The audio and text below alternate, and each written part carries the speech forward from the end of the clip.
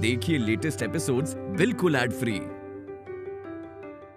Bharat Ratna doctor Bhimrao Ambedkar को कोटि कोटि नमन। ये कार्यक्रम डॉक्टर भीमराव अंबेडकर के जीवन पर आधारित है, जहां भारत की जनता के प्रति उनके योगदानों को पूरी सजगता से चित्रित और रेखांकित करने का प्रयास है। कार्यक्रम में दिखाई गई घटनाएं लब्ध प्रतिष्ठ पुस्तकों से ली गई हैं। इस कार्यक्रम के जरिए चैनल की ओर से एक विश्वसनीय, सजग और सकारात्मक प्रयास है कि डॉक्टर बाबा साहेब भीमराव अंबेडकर के जीवन की संघर्ष यात्रा एवं गौरव गाथा पूरे आदर के साथ घर घर पहुंचे और उनके योगदानों से सभी संपूर्णता में परिचित और आह्लादित हों। सही कह रही हो। सच में आज पुलिस थाने में आरती जी ने नरोत्तम जोशी और उनके लोगों के सामने जो कुछ भी किया वो एक बहुत बड़ी बात है। मुझे तो कुछ देर के लिए ऐसे लगा था कि आरती जी आसानी से नरोत्तम जोशी के बातों में आ जाएगी,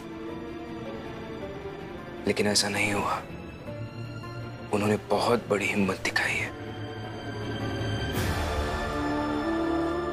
तुम्हें याद है रमा, एक दिन हमने तय किया था कि जब भी कभी ऐसी नई और महत्वपूर्ण घटना घटेगी हम उसके बारे में डायरी में लिख लेंगे,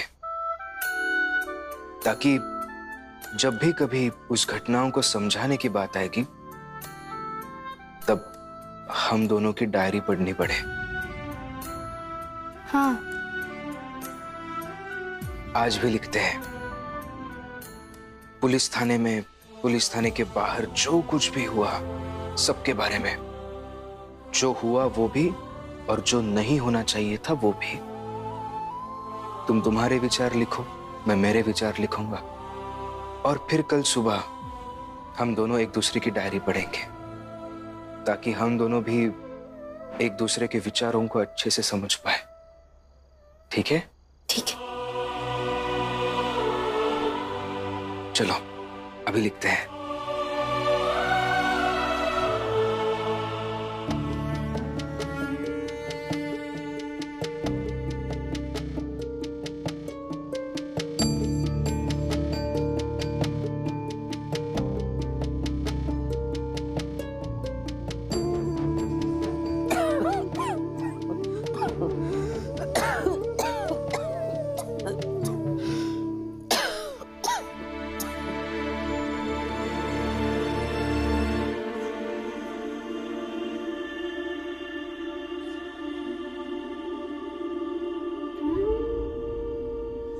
क्या हुआ, नींद नहीं आ रही है? तबीयत तो ठीक है ना जीजा भाई? आरती के मसले पर भीम जीतेगा क्या? जीजा भाई, जब व्यक्ति सोने के समय अपने बारे में सोचता है तो वो व्यक्ति सुखी है, खुश है, और जब व्यक्ति सोने के समय दूसरे के बारे में सोचता है तो वो नाखुश है, दुखी है। सो जा।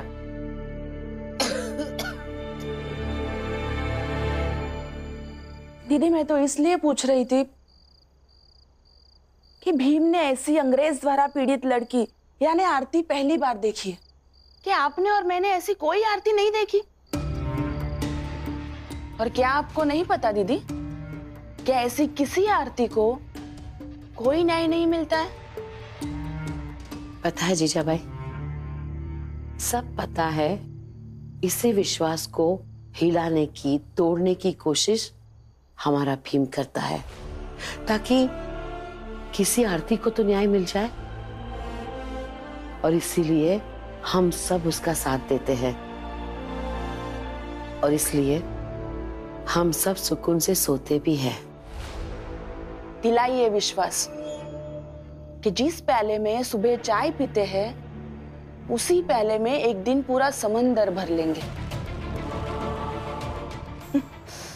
दीदी, इसे विश्वास नहीं बेवकूफी कहते हैं, और आपका लाडला भीम वही बेवकूफी कर रहा है, और उसके साथ साथ आप सब भी वही कर रहे हैं। कुछ नहीं बदलेगा दीदी, कुछ नहीं बदलेगा। सो जा।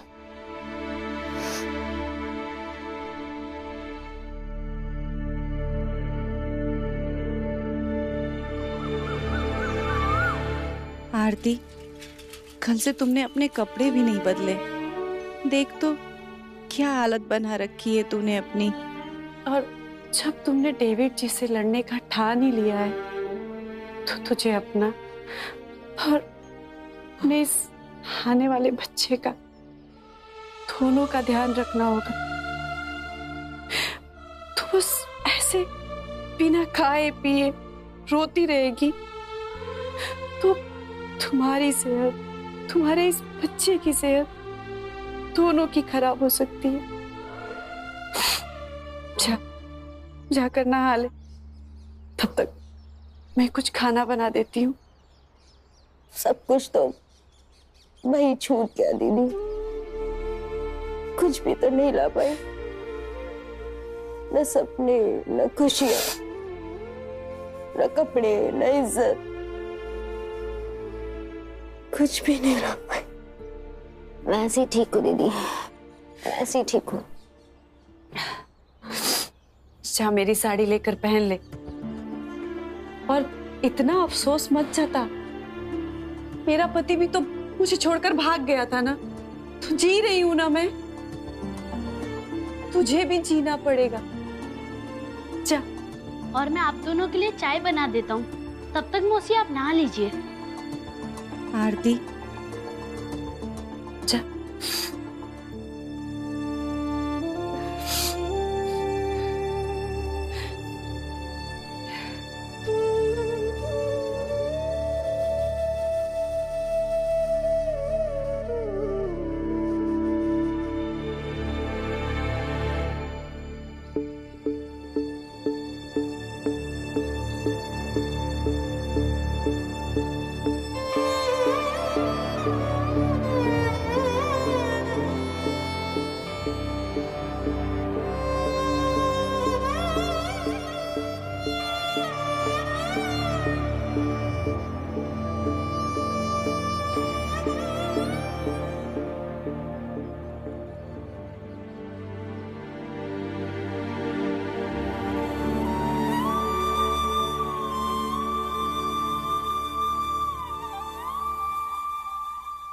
आनंद, घर में सब ठीक है ना? हाँ बाबा, सब ठीक है। मेरे पेंशन के कुछ पैसे आए हैं, सोचा उनमें से थोड़े पैसे तुम्हें दे दो। नहीं बाबा, घर चल रहा है, आपको चिंता करने की कोई जरूरत नहीं है। क्यों नहीं? घर से अलग हो गए हो, इसका मतलब ये तो नहीं कि हमारा रिश्ता ही खत्म हो गया। मैं जब चाहूं तुम्हें मदद कर सकता हूं, और ये मेरा हक मुझसे कोई नहीं छीन सकता।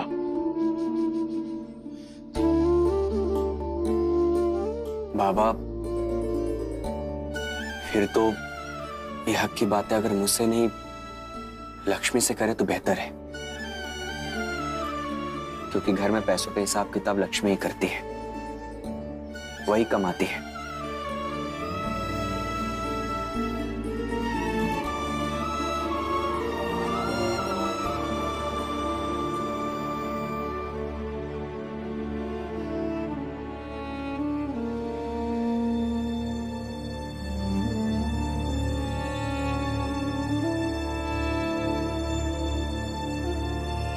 ये कुछ पैसे हैं घर खर्च के लिए, रख लो,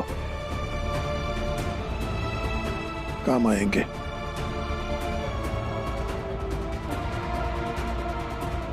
अभी तो लड़ना शुरू किया है बाबा, लड़ने दीजिए ना। थोड़ी देर, थोड़े दिन,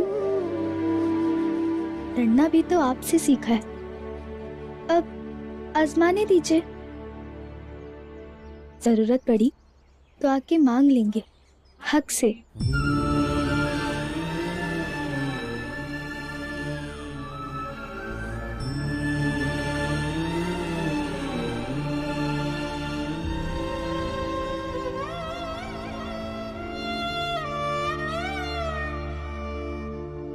बाबा,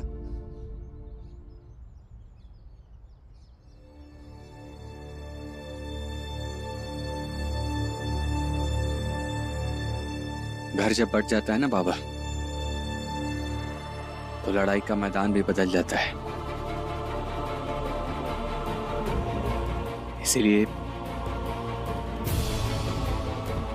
हम जहां हैं बिल्कुल ठीक हैं। आप चिंता मत कीजिए बाबा।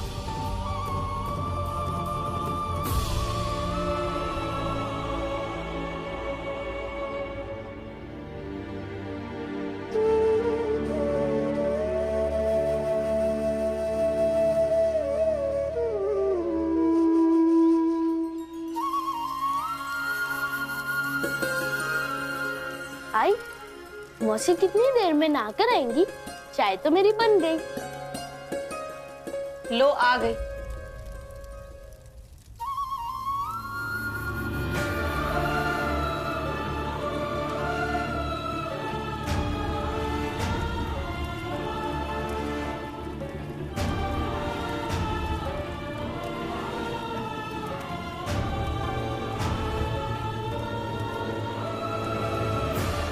आरती,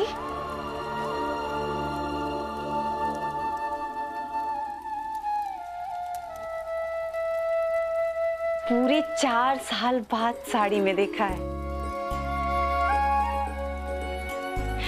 बहुत प्यारी लग रही हो।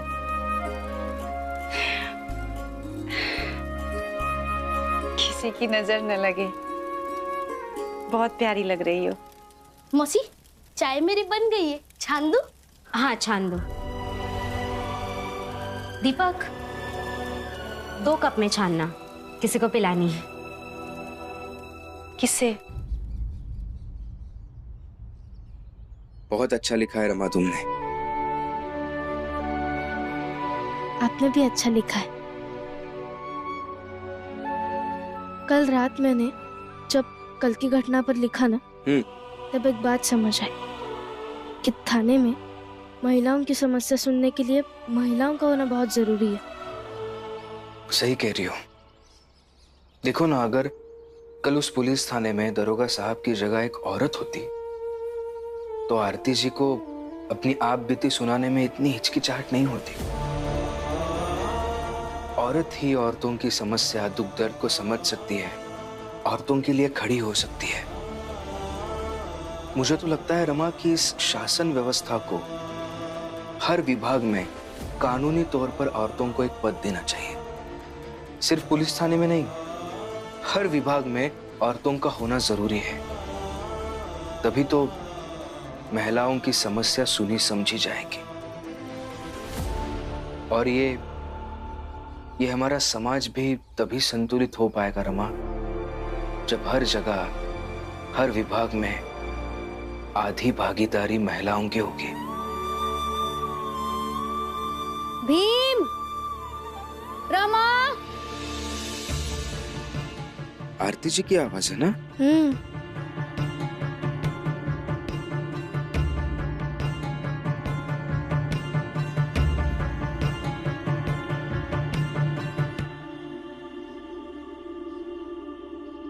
जी, ये चाय दीपक ने मेरे और शोभा दीदी के लिए बनाई थी, लेकिन ये मैं आप दोनों के लिए लाई हूँ, शुक्रिया के तौर पर।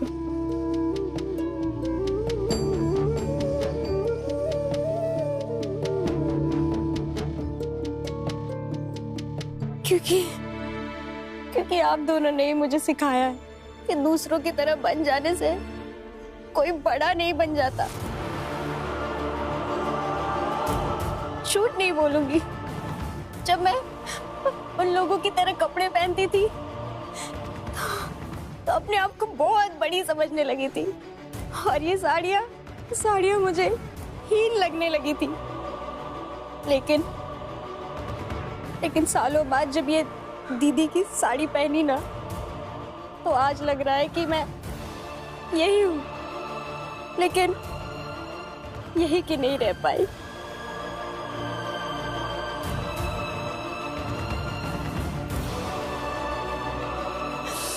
जिसकी सजा मुझे मिली,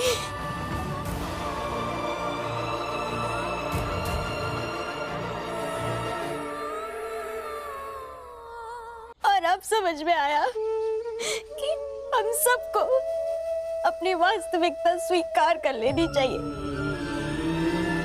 और अपनी जगह पे खड़े होकर बड़ा बनना चाहिए, ना कि अपनी जगह छोड़कर किसी और जगह जाकर बड़ा बनना चाहिए। Thank you Bhim, thank you Rama. ये चाय पी लो।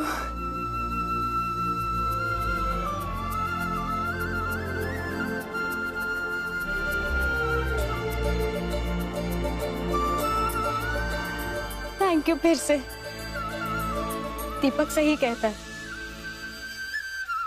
तुम नायक हो भीमराव और तुम नायिका हो रमाबाई। संविधान का है तू ही शिल्पकार, तूने ही सिखाया है समानता का सार। अपनी कलम से की है देश अर्चना, एक एक शब्द तेरा भीम गर्जना। साहिब मेरे भीमराव, साहिब मेरे भीमराव, साहिब मेरे भीमराव। आरती, अरे इतनी जल्दी तो मौसम भी नहीं बदलता है जितनी जल्दी तुम बदल गई। जोखो, देखो इसको।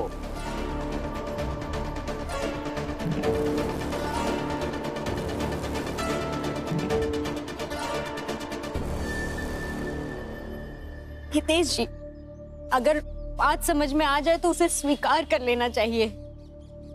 का समझ में आ गया? हा? अरे का समझ में आ गया कि ई दोनों बहुत महान नायक और नायिका हैं। हा?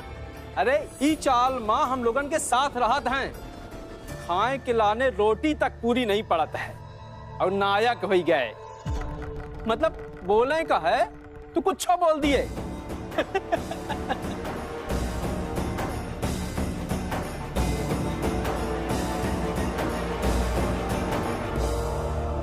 नहीं जोखू जी, जितना दीपक ने मुझे इन लोगों के बारे में बताया है वो सुनकर मुझे लगता है कि अगर ये लंदन में होते तो इनका सम्मान होता।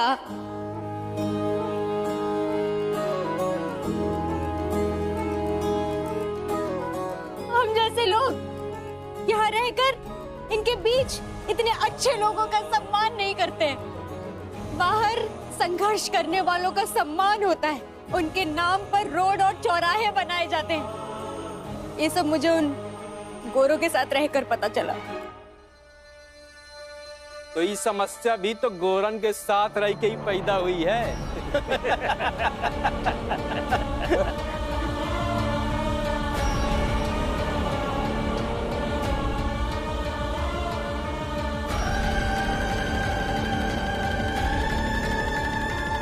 समस्या चाहे जो भी हो, लेकिन जो सच है वो सच है। लो अब देखो, अरे भीम और रमा के नाम पे चौराहे और सड़कें बनेंगी। राम जी, अभी तक तो तुम केवल हवा हवाई की बातें करते थे, लेकिन ये आरती तो तुमसे भी आगे निकल गई, बहुत बोलती है। देखो, मेरा दिल कहता है कि एक न एक दिन भीम और रमा के नाम पर भी सड़कें और चौराहे बनेंगे, क्योंकि ये वो लोग हैं जो दूसरों को रास्ता दिखाते हैं। क्योंकि जिन लोगों ने दूसरों को रास्ता दिखाया है उन्हीं के नाम चौराहों पर लिखे जाते हैं।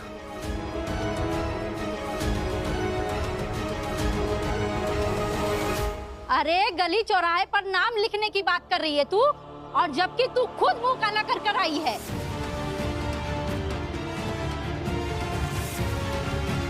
क्या दिन आ गए हैं, एक बिन बिहाई लड़की पेट से होकर यहाँ आ गई और हमको सिखा रही है। चुप रहो। क्यों चुप रहूं? इसको तो यहाँ रहने का भी हक नहीं है। इसके ऊपर किसी ने जोर जबरदस्ती नहीं की थी, ये अपनी मर्जी से गई थी। कल तक ये इस चाल में कैसे आती थी, देखा है ना आप सबने इसको। फिर आज इसके लिए किस बात की दया और किस बात का न्याय? अरे पंचायतियों, प्रणाम मालिक। ये तुम्हारी ये सड़क चौराहे नदी नाले वाली महत्वपूर्ण पंचायत हो गई हो तो थोड़ा दरोगा साहब की बातें सुन लेते। आरती, आपके खिलाफ एफआईआर लिखवाई गई है।